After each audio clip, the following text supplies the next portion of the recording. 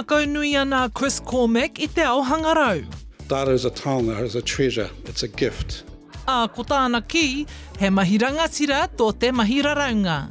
What's good for Māori is good for everyone. If we do good Māori data sovereignty, we just do good data sovereignty. We look after everyone's data better.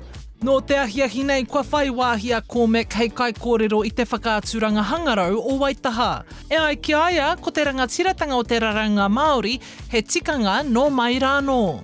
We're talking about our relationships with that data and our ability to control who has access to it, who has use of it, who gets to tell the stories, how the stories are told. All data has whakapapa, so all data is related to other data or related to things. If you look in a whare whakaaro, it's a house of data. Each of those tuku panels, those kōwhaiwhai, those whakaaro tell stories. Different people know different stories. This is just shifting it into a digital space. So it's nothing new, it's just us having control of our own selves and our own destiny.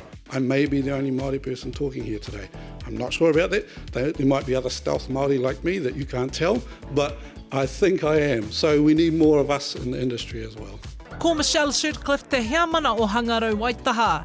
Hei tā Shirtcliffe, kei te tipu tonu te mahi a ngai Māori tēnei ahumahi. So I attended the Māori Tech Awards this year and seeing that tech come through in Aotearoa was absolutely incredible. I was blown away, and yes, we are seeing it come through really strongly. Nō tēnei tau I puta te whakatau a Tatauranga Aotearoa kia aukati hia te mahi Census I Aotearoa nei. Ka whakakapia tēnei mahi e ngā raraunga kāwanatanga. E ai kia Cormack, mā tēnei e whakarearea te kohinga o ngā raraunga. It's not going to be good quality data. The last census when we had 3 iwi collectives doing their own collection proved how well it could be done. They had highest response rates that they had in those regions ever. You may get the individual data, but only for the people who interact with the Crown in some way. And you lose the entire household section of the census.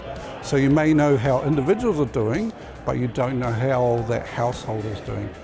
He wero tōna mō te iwi Māori. So I think, again, with most things, we just do it ourselves and we create those data repositories ourselves. And we look, and again, we can do it in a way that will benefit everyone, not just Māori too, because better quality data means better quality results.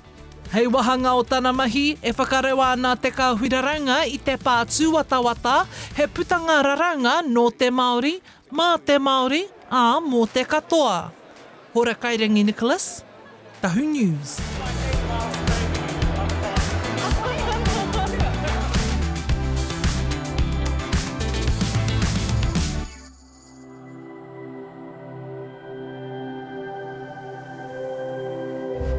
Ko te reo, te take.